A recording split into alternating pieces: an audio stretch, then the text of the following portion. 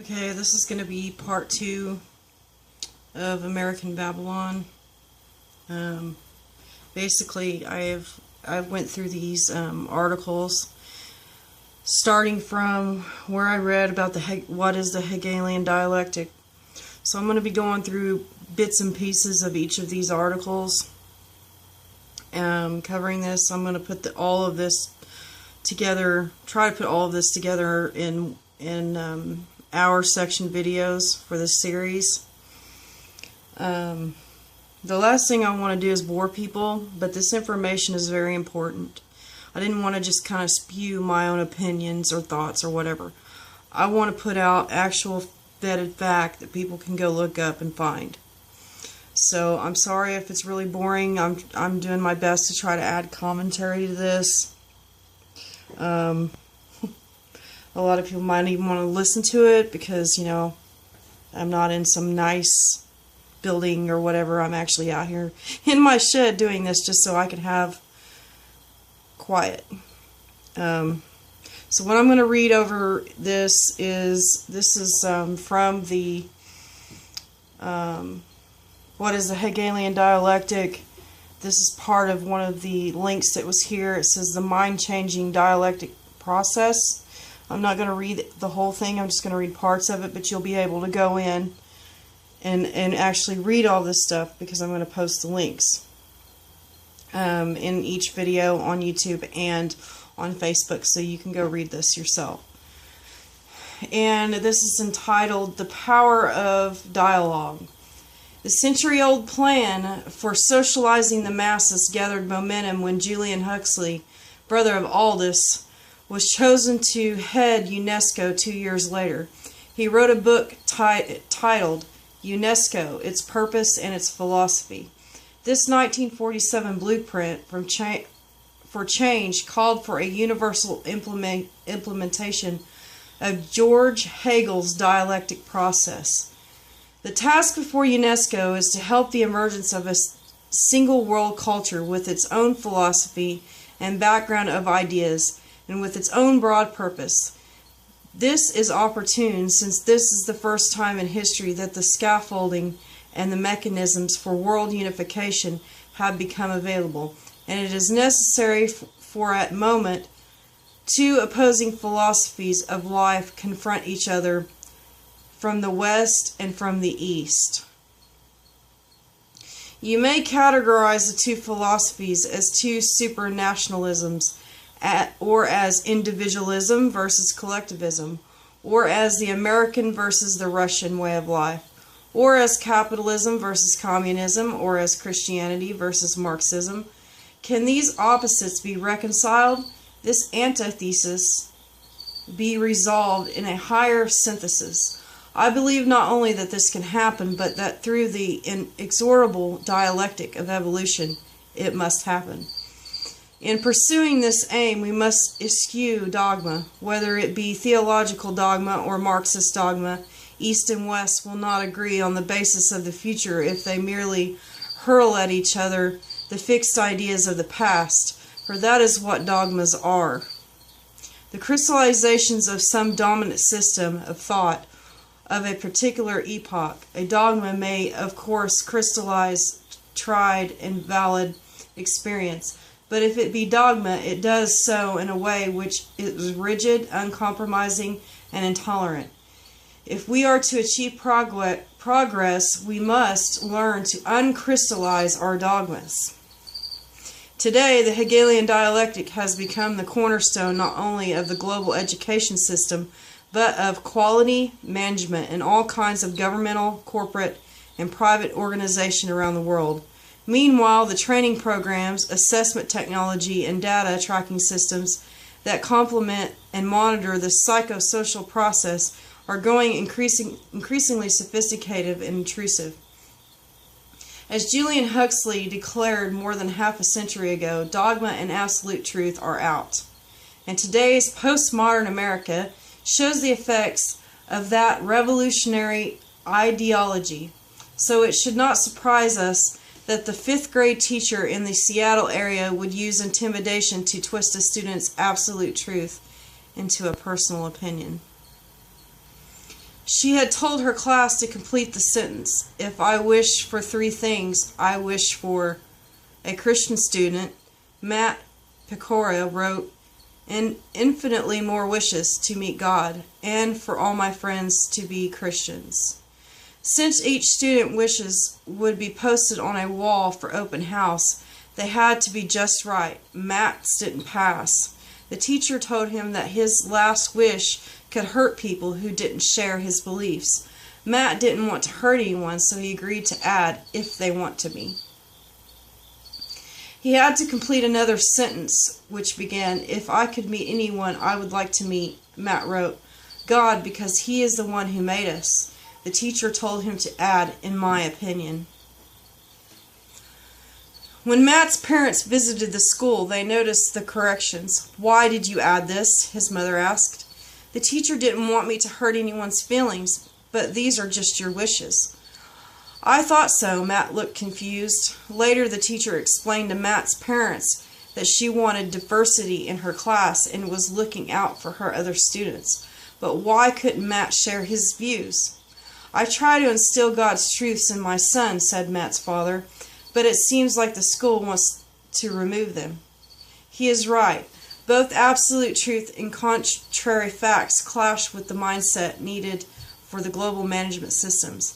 The planned oneness demands new thinking, new strategies, new behavior, and new beliefs that turn God's word and values upside down. Facilitated group discussion is the key to the transformation, and UNESCO's plan for lifelong learning calls for universal participation. Young and old everywhere must be trained to think and work collectively. Professor Benjamin Bloom, called the father of outcome-based education, summarized it well. "The purpose of education and the schools is to change the thoughts, feelings, and actions of students. A large part of what we call good teaching is the teacher's ability to attain effective objectives through challenging the students' fixed beliefs and getting them to discuss issues." Since Matt's last comment exposed the fixed beliefs, the teacher challenged it. Absolute truths such as "God made us" can't be modified or synthesized to please the group. Those who take a firm position on truth or facts will resist, compromise, and offend the group.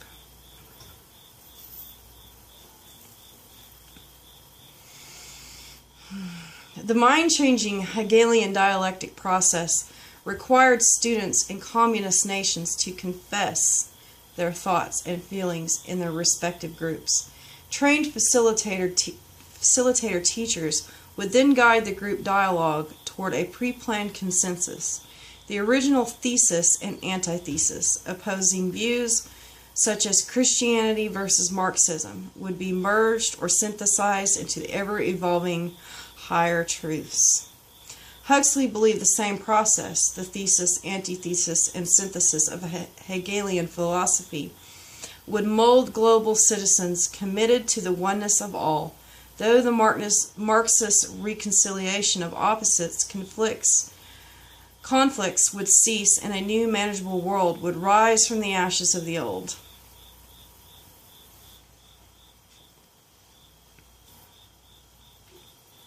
Okay, I stopped there because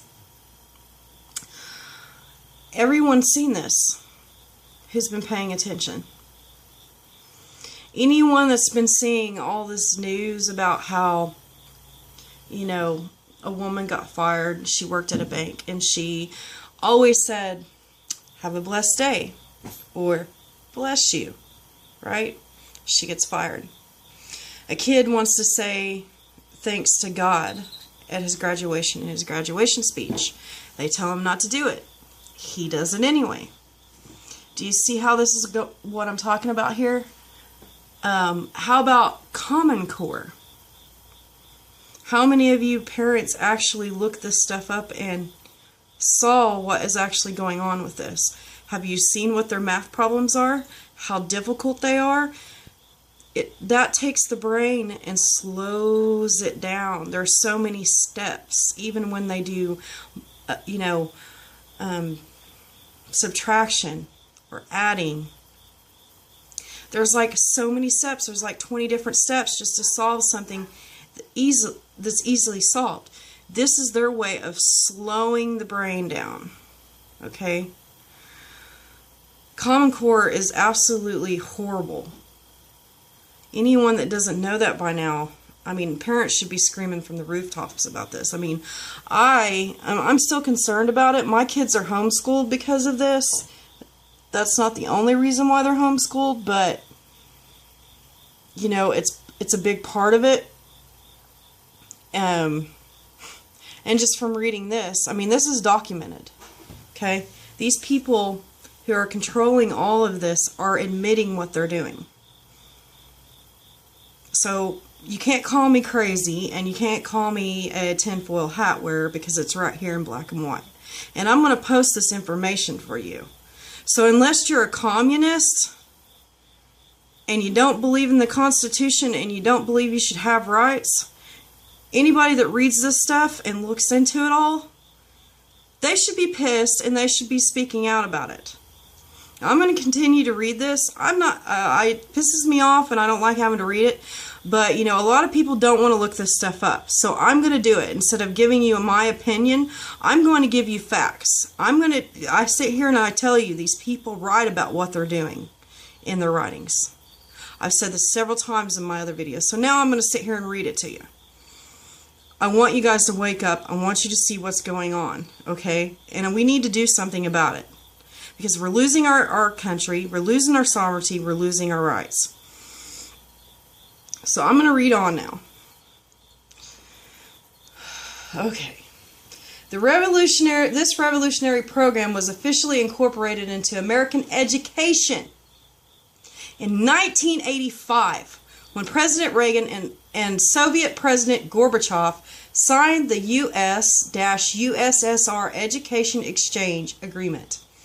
It put American technology into the hands of communist strategists and sanctioned our use of their psychosocial strategies, including the mass media.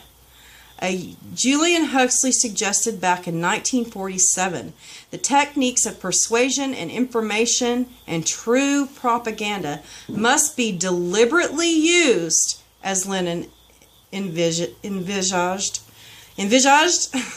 to overcome the resistance of millions to desirable change. Today, a more sophisticated version of this brainwashing process drives the social transformation. Governments, schools, businesses, and service organizations, get this, even churches, are using it to mold compliant citizens and group thinkers. It usually serves their purpose, for it helps root out individualism and the intolerant attitudes that could bring conflict and division. When bonded to the group and trained in the new relational rules, few dare offend the majority by taking a contrary stand. See, this is the old thing that they use called peer pressure. So even if you are offended by it or you see it going on, you don't say anything. Why? Because, oh, I don't want to offend my friend.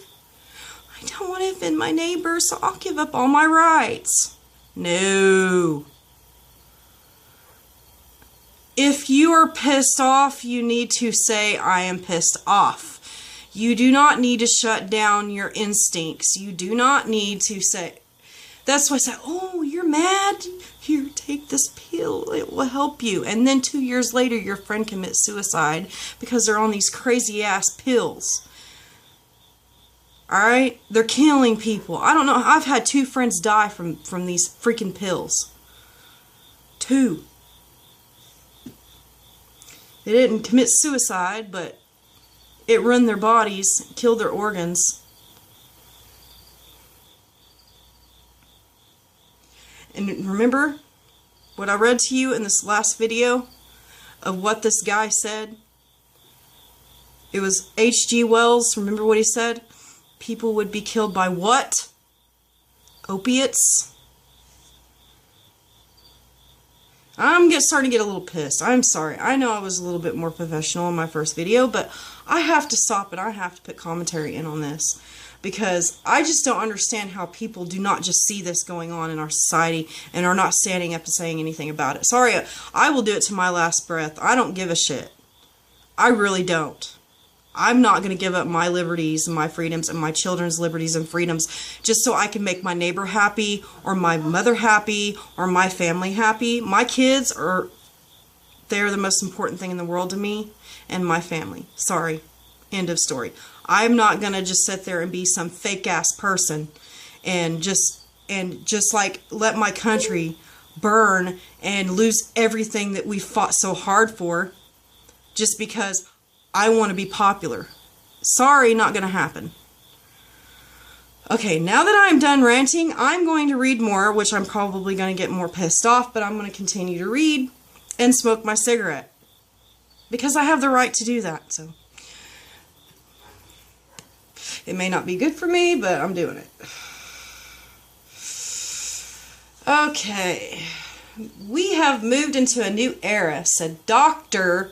Shirley McCune, keynote speaker at the 1989 Governor's Conference on Education. What we are facing is total reconstructing of society. We no longer are teaching facts to children. The former senior director of the Mid-Continent Regional Educational Laboratory knew well that facts, what she calls little affixed beliefs, anchor the mind in certain absolutes which block the dialectic process.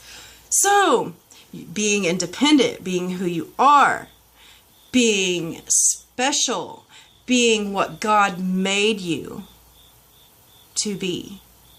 Everyone, I don't care where they're from. God created us in His way. Each person is special. You are an individual, right?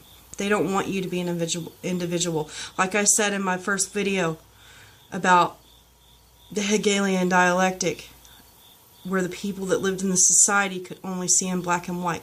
They had no feelings. They weren't allowed to. They had to take their injection every morning to shut off their feelings.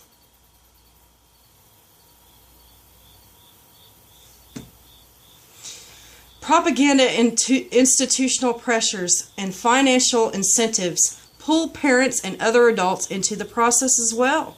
The masses must learn to feel that traditional values are an intolerable threat to peace. So if your child in school happens to have a Pop-Tart for breakfast and eats it and it comes out in the shape of a gun, oh no, it's intolerable, we can't handle that, no. Okay, and yes, that did happen, and I can pull that up too if you want me to. Let's see what else, let's see. And Christians must be willing to trade their God-given absolutes for Huxley's view of evolving truths and collective thinking. But God says, do not be conformed to this world. Therefore, we make it our aim to obey God rather than man. Though the world demands consensus, we take our stand on the unchanging, eternal Word of God. Romans chapter 12, verse 2, Acts chapter 5, verse 29. Now, I'm done with this section. I'm going to pause, okay, and we'll go into the next one. Okay, now we're going to talk about, this is entitled in the section, The Dialectical Imagination, A History of the Frankfurt School and the Institute of Social Research, 1923 through 1950. University of California Press, 1973. And there's a note at the beginning. It says, the last section focuses on authoritarianism, an obstruction to the dialectical process. In fact, the goal of this process is to eliminate traditional authorities such as the father, the pastor, and the Bible. Christians are being attacked every day. We hear about it, don't we? These represent intolerable absolutes. A father's no, a pastor's thou shalt not, and the Bible's unchanging guidelines.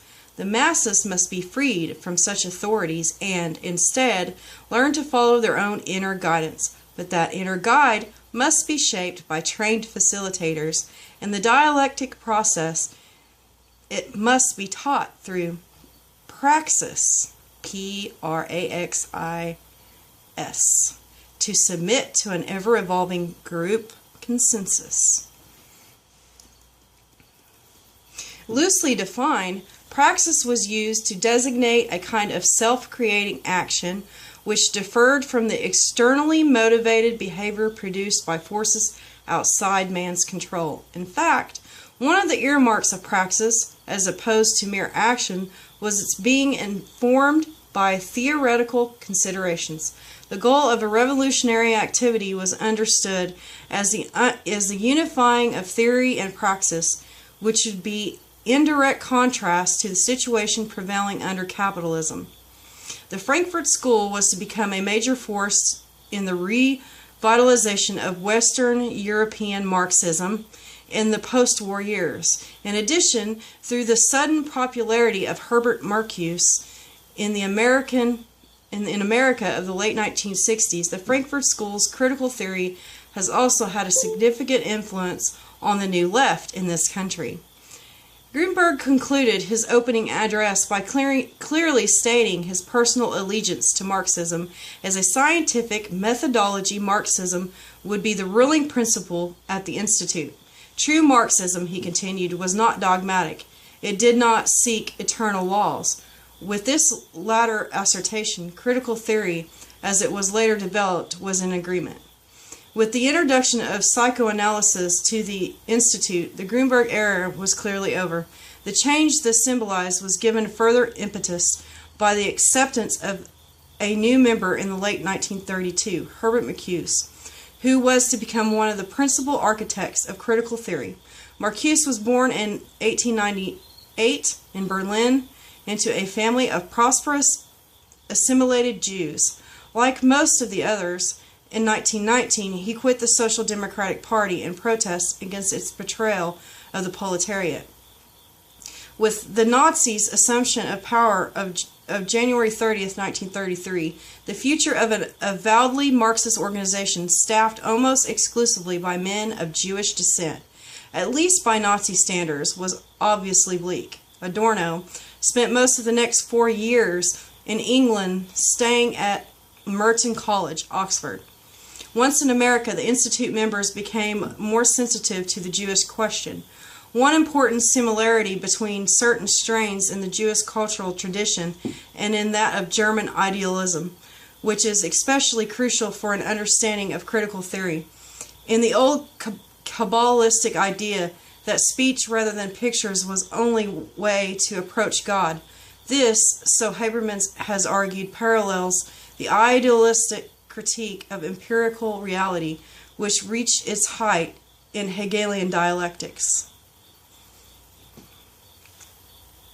After the Institute's resettlement at Columbia University, however, this tone underwent a subtle shift in a pessimistic direction.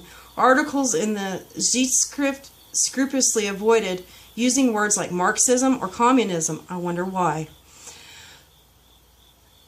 Substituting dialectical materialism or the materialist theory of society. Instead, these changes were doubtless due in part to the sensitive situation in which the Institute's members found themselves at Columbia.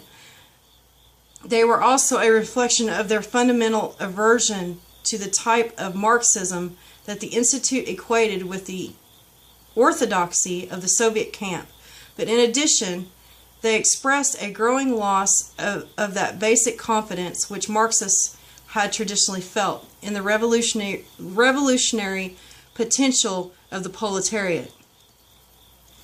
Although attacking the idea of a group or mass soul, Fromm felt that individuals were clearly entirely isolated from their social developed party in response to the failure of traditional Marxism to explain the reluctance of the proletariat to fulfill its historical role.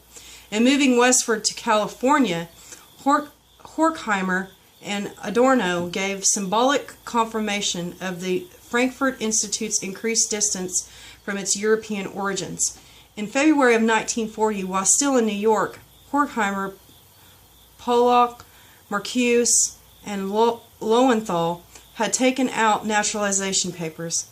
In the 40s, the studies in prejudice picked up, but now the focus was on American forms of authoritarianism. Authoritarianism in America appeared in different guises from its European counterparts. Instead of terror or coercion, more gently forms of enforced conformism had been developed. Perhaps the most effective of these were to be found in the cultural field. American mass culture thus became one of the central concerns of the Frankfurt School in the 40s. In the next chapter, we shall turn to the extensive and penetrating work of Adorno and Benjamin in the context of the Institute's treatment of formative culture. The principle that Adorno attributed to the symbols also informed their work. Defiance of society includes defiance of its language. Adorno himself indicated his purpose indirectly when he wrote of Skorborg's music. It requires the listener spontaneously to compose its inner movement and demand of him not mere contemplation but praxis. Benjamin strove to give his words a richness and resonance that normal prose lacked. His interest in the Talmud and the Kabbalah may have led him taught the conviction that multiple levels of meaning exist in every sentence.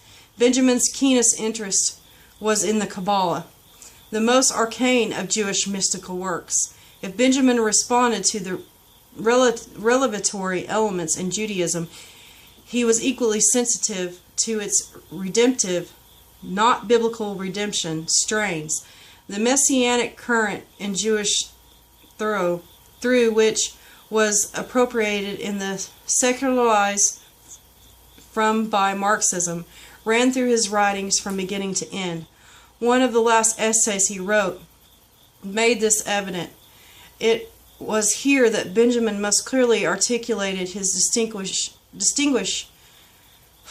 distinction between homogeneous empty time and the messianic jetzit, the fulfilled time of the present that the revolution was supposed to usher in. Okay, in this section it's Brainwashing in America, Why Few Call It Conspiracy by Bert Kjos, 2001. Information is useful only if citizens can put it into the framework of knowledge and use it to solve problems, form values, and make choices. Education for sustainability will help them make individual and collective decisions that both benefit themselves and promote the development of sustainable communities. Must involve everyone. President Clinton's Council on Sustainable Development. Here we are talking about Agenda 21 again. Okay, but it's also called Sustainable Development. Absolute behavior control is imminent. The critical point of behavior control, in effect, is sneaking up on mankind without his self-conscious realization that a crisis is at hand. Man will never self-consciously know that it has happened. Raymond Hutton. To Nurture Humanness, ASCD, Curriculum Arm of the NEA, 1970. The Protestant ethic will atrophy or more and more enjoy varied leisure and guaranteed sustenance. Most people will tend to be hedonistic.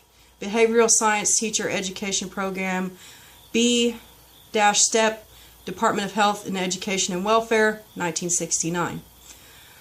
We were trained in all phases of warfare, both psychological and physical, for the destruction of the capitalistic society and Christian civilization.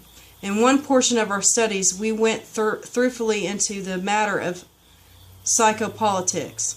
This was the art of capturing the minds of a nation through brainwashing and fake mental health. During the past few years, I have noted with horror the increase of psycho-political warfare upon the American public. Kenneth Goff, member of the U.S. Communist Party from 1936 to 1939.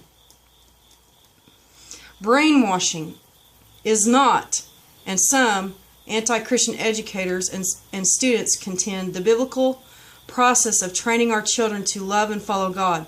The word brainwashing refers to a planned, step-by-step attempt to wash family-taught beliefs from the minds of those who oppose government ideology in America. It would mean replacing the old biblical values and worldview with a new way of thinking that would support a totalitarian agenda. In other words, every child must be a peace child, a willing and active servant of the New World Order. A mass worldwide partnership is pioneering new strategies for social transformation. The media, the entertainment industry, computer companies, government agencies, educational institutions, the United Nations, and its accredited non-governmental organizations, NGOs, have all joined together in a common quest toward a global mind change.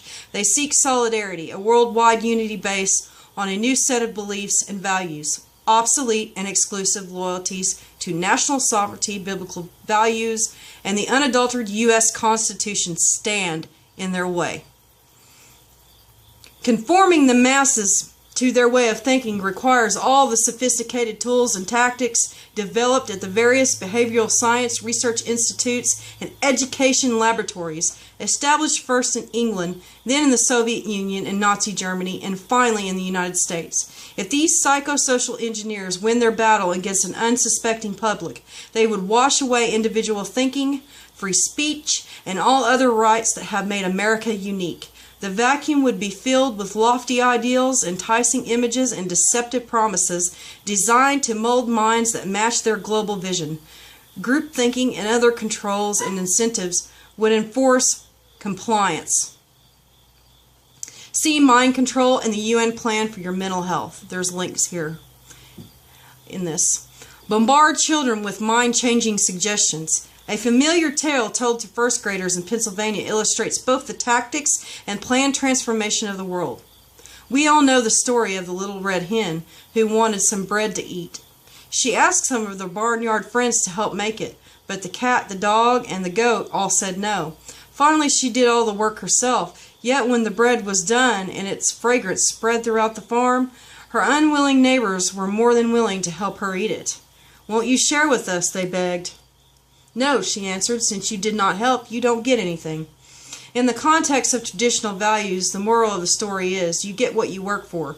But those who have learned to think and see from the new global perspective are led to a different conclusion. Listen to the kinds of questions the first grade teacher asked her class. Why was the little red hen so stingy? Isn't it only right